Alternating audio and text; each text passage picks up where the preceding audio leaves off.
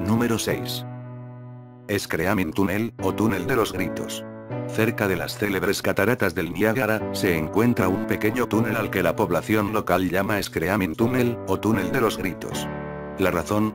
Si dentro del túnel encendemos una cerilla notaremos una presencia y escucharemos un grito desgarrador.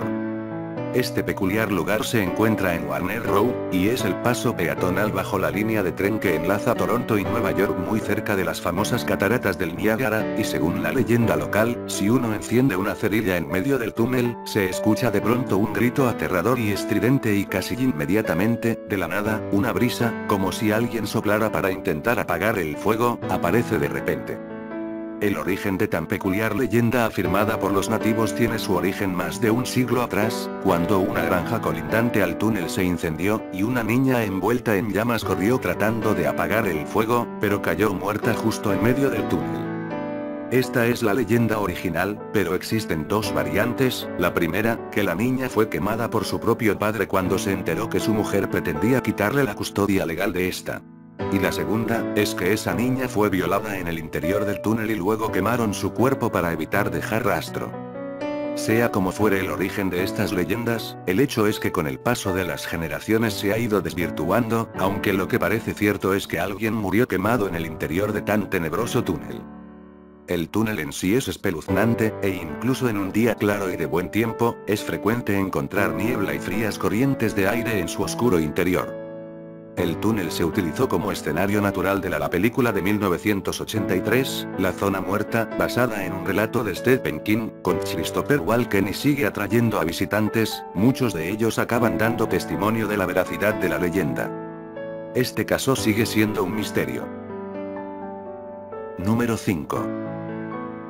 El ovni en el mar Báltico. Se conoce como anomalía del mar Báltico a una formación con un aspecto similar al de un champiñón achatado, de unos de 60 metros de diámetro detectada en el fondo del mar Báltico. También ha sido denominada como el OSNI del mar Báltico o el ovni del mar Báltico. La formación fue descubierta por rastreo sonar, el 19 de junio de 2011. El hallazgo se produjo en algún lugar no desvelado el fondo del mar Báltico, entre las aguas fronterizas de Suecia y Finlandia. El descubrimiento alentó a algunos ufólogos a afirmar que la anomalía podía corresponder a un OSNI o un ovni accidentado. Los medios de comunicación pronto se hicieron eco de la noticia comentando el parecido de la anomalía con el halcón milenario de la película Star Wars. Durante la expedición, se detectaron fallos de transmisión con el teléfono satelital de la nave Ankylos, mientras se encontraba sobre la anomalía, recuperándose la comunicación, al distanciarse unos 100 metros del enclave. Los buceadores observaron una temperatura de -1 C en su ordenador de buceo, así como problemas de funcionamiento de la videocámara en las cercanías de la formación. Al mismo tiempo, se experimentaban dificultades con el sonar del robot submarino, aunque su cámara funcionase con normalidad. Respecto a ellas, Peter Lindbergh afirma que no es algo a lo que haya darle demasiada atención, dado que siempre se han experimentado todo tipo de malfuncionamiento con el equipo en exploraciones anteriores al hallazgo. Ya este misterio fue resuelto, dicen que es un depósito glaciar. Pero aún se puede especular sobre este tema. Número 4. El hoyo de Mel. Corre el año 1997. Nos hallamos en Estados Unidos. Una emisora de radio llamada Coast to Coast. De costa a costa emite el programa de Arbella, un programa que puede tener cierto sabor al famoso Milenio 3. En esas fechas, una persona llamada Mel Butters envía un fax al programa, y consigue salir en el aire, durante sucesivas ocasiones entre 1997 y 2002. El tema de la conversación, no es ni más ni menos que un pozo sin fondo existente en unos terrenos de su propiedad cerca de Ellensburg, Washington. Este hoyo, aunque con más propiedad se le debería llamar pozo, además de tener una profundidad aparentemente ilimitada, posee poderes paranormales, aunque hay que decir que Mel Butters ha fallado miserablemente en intentar demostrar la existencia de dicho hoyo, ya sea en fotografía, o mediante algún otro tipo de evidencia física como decir dónde se encuentra exactamente. Ni qué decir tiene que al menos Arbella cree en la existencia de dicho pozo. Para cualquier persona esto puede parecer un hoax, un bulo o patraña contada para poder aparecer en la radio. Pero en la realidad, hay grupos y organizaciones de personas, que aún, de 10 años de infructuosos intentos, siguen buscando susodicho hoyo. Todo empezó, según Mel, cuando investigando en sus terrenos, encontró un agujero en el terreno, de unos 2,7 metros de diámetro, donde los vecinos arrojaban todo tipo de desperdicios antes de que él adquiriese esos terrenos. Al parecer, llevaban años haciéndolo. Arrojando desde bidones de basura hasta ganado muerto, pasando por frigoríficos. Y tras todo ese tiempo, el agujero no se había llenado. Ni corto ni perezoso, arrojó piedras. Nunca se oía el impacto contra el fondo. Tiró un sedal, con un peso en un extremo, para intentar averiguar la profundidad del pozo. Tras 80.000 pies de hilo, aún no había tocado fondo unos 24 kilómetros de sedal grueso y resistente. Para alguien con un mínimo de cerebro, podría parecer evidente que si el pozo tiene, digamos 1 kilómetro de profundidad, el peso del propio hilo haría parecer que aunque siga soltando otros 23 kilómetros, seguro iría tenso al fondo, y por tanto, no sabríamos si llega o no. Salvo por el hecho de que Mel iba pesando el hilo cada cierto tiempo, para ver si se había atascado o no. A los 80.000 pies, el hilo pesaba unas 18 libras más el peso inicial de 1 libra que había añadido y aún no tocaba fondo. Aún no se ha resuelto este misterio. Número 3. Bloody Mary. La leyenda todos la conocemos. Al menos la parte en la que te pones frente al espejo y dices 3 veces su nombre. Entonces una chica o mujer se aparece y te desfigura o te mata. Pero la leyenda dice más de lo que sabemos. Se dice que hace muchos años Mary enfermó y murió. Su familia la enterró. En los años en los que vivía Mary se enterraban a los cuerpos con una especie de cuerda que estaba atada en la superficie a una campanilla, ya que se conocía lo que era la catalepsia. Resulta que Mary se despertó y tocó la campana, pero nadie la escuchó. A la mañana siguiente los familiares vieron que la campana estaba en el suelo. Al desenterrarla encontraron a Mary sin uñas ya que estas estaban rotas y ensangrentadas en la parte superior del ataúd. Mary echó una maldición antes de morir y ahora todos los que frente de un espejo la llamen nombrando su nombre 3 veces, morirán. Pero antes de eso escucharás la campana que nadie escuchó cuando Mary murió. Se confunde con la historia de María I de Inglaterra llamada María la Sanguinaria. Llamada así por sus actos contra los protestantes. Su historia se ha mezclado con la historia de Elizabeth Bathory, dando así una confusión enorme. Pero esa Mary y la de la que ahora os hablo son 2 mujeres totalmente distintas. El origen de Bloody Mary como leyenda urbana se expande en 1978 cuando Janet Langlois publica su ensayo titulado Mary Wallace, I Believe in You Myth and Ritual Subwed, en donde Langlois pretende explicar el origen de la leyenda y el significado del espejo. Era el único ensayo que estudiaba en profundidad el caso de Bloody Mary recogiendo narraciones y sucesos de diversas personas. Pero como en toda leyenda urbana, existen varias versiones. En 1976 Merian Herbert Knapp en su antología llamada El folclore de los niños americanos, cuenta que un niño llamó a Mary Ward 47 veces frente al espejo y esta apareció con un cuchillo y una verruga en la nariz. En 1988 Simon J. Bronner incluye en su libro un apartado titulado Los rituales de Mary Ward donde nos cuenta que Bloody Mary fue asesinada en el bosque detrás de la escuela elemental Pine Road y que para llamarla las niñas tenían que ir al cuarto de baño y pincharse los dedos con un alfiler para extraer 2 gotas de sangre, y después decir, creemos en Bloody Mary 10 veces con los ojos cerrados. Al abrir ojos y mirar en el espejo verían a una niña de pelo largo, piel clara y un corte en la frente de donde brotaba sangre. Incluso parece haber una versión en la que Mary Wallace apareció en una esquina cuando estaba lloviendo, y un amable hombre se ofreció a llevarla, pero cuando avanzaron esta desapareció dejando solo una mancha de sangre en el asiento, una mezcla de la chica de Alcurva. ¿Y qué pinta el espejo en todo esto? En la cultura popular se cree que los espejos son puertas a otros mundos.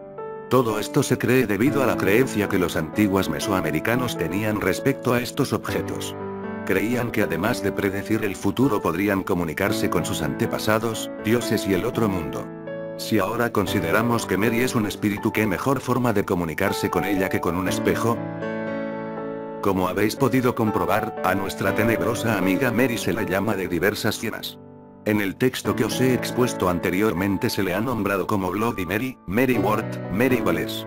Esto a mi parecer es una muestra más de que es solo una leyenda urbana extendida en diversos lugares. Número 2. El juego de la ventana. Voy a advertirlo una sola vez, y antes de comenzar, si eres de aquellos que prueban los rituales y juegos sobrenaturales, no intentes lo siguiente, si te conoces y sabes que lo intentaras igual, evita leerlo, estás advertido. El juego de la ventana, es un pequeño desafío para ver tu constancia, paciencia y tu cuidado en la curiosidad. Es extremadamente fácil de iniciar, aunque requiere un poco de tiempo, y como muchas cosas, es azaroso. Solo hay que hacer una cosa para jugar, con una condición al hacerlo. Tienes que cerrar la ventana y las cortinas de tu cuarto, antes de acostarte, de la manera más cuidadosa y sospechosa posible. Con la condición, de que sea a fin de mes. Eso es lo que atrae al otro participante, pero es debido de informar, que esto va a necesitar varios intentos, ya que no siempre se presenta a la primera, normalmente se presenta entre el intervalo de los 6 a 12 intentos. Pero, ¿cómo sabes si funcionó y lo más importante, en qué consiste el juego? Sabrás si funcionó cuando el juego comience, y eso, amigos míos, será cuando te despiertes. Y no despertarás de forma natural, sino que te despertará algo, un golpecito en la ventana. Vas a empezar a escuchar golpecitos en la ventana, al principio serán lentos y suaves, pero poco a poco serán más fuertes y constantes. Tú, como la otra parte del juego, tienes que jugar, y lo que tienes que hacer, es muy simple, tienes que fingir que estás dormido. Aquí es donde las cosas se ponen interesantes, porque hay varias cosas que delatan a alguien que no está dormido, se mueve mucho, no se tapan totalmente la cabeza con las sábanas, pero lo más importante de todo, uno no duerme con los ojos abiertos. Tienes que fingir estar dormido sin, en ningún momento, abrir los ojos. Mientras tanto, lo que hay al otro lado, va a seguir golpeando la ventana, hasta que habrá un punto en donde dejará de golpear la ventana. Por nada del mundo te duermas. Es una trampa. Él siempre lo hace, te hace creer que ya se acabó, pero en realidad te quiere sorprender para que abras los ojos. El ente va a seguir tocando y golpeando la ventana, a cada instante, por toda la noche. Habrá oportunidades en donde va a golpear tan fuerte que creerás que va a despertar a alguien, o va a romper la ventana. No sientas temor, estás protegido siempre que parezcas dormido. No pidas ayuda, nadie te podrá ayudar, estás tú y esa cosa. El juego dura toda la noche, hasta que amanezca, sabrás si has ganado, cuando veas la luz del sol salir por tu ventana. Esto, mis queridos amigos, es un juego que lo hacen los más osados buscadores de experiencias, es un juego que se ha hecho tan popular, que se comenta constantemente. Yo tengo un amigo, que encontró un foro donde hablaban de esto y decían haber participado en el juego, donde decían que había dos cosas en que todos concordaban. Nadie sabe qué es lo que hay detrás de la ventana. Nadie sabe qué le pasa a los que pierden el juego.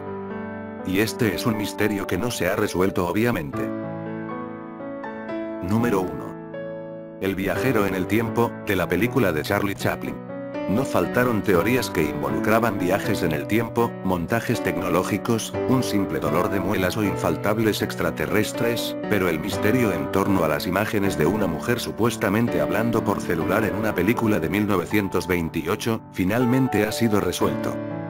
El restaurador irlandés George Clarke pasó más de un año revisando una y otra vez la secuencia de la película El Circo, dirigida y protagonizada por Charles Chaplin, pero nunca pudo resolver el puzzle que causó impacto en las redes sociales.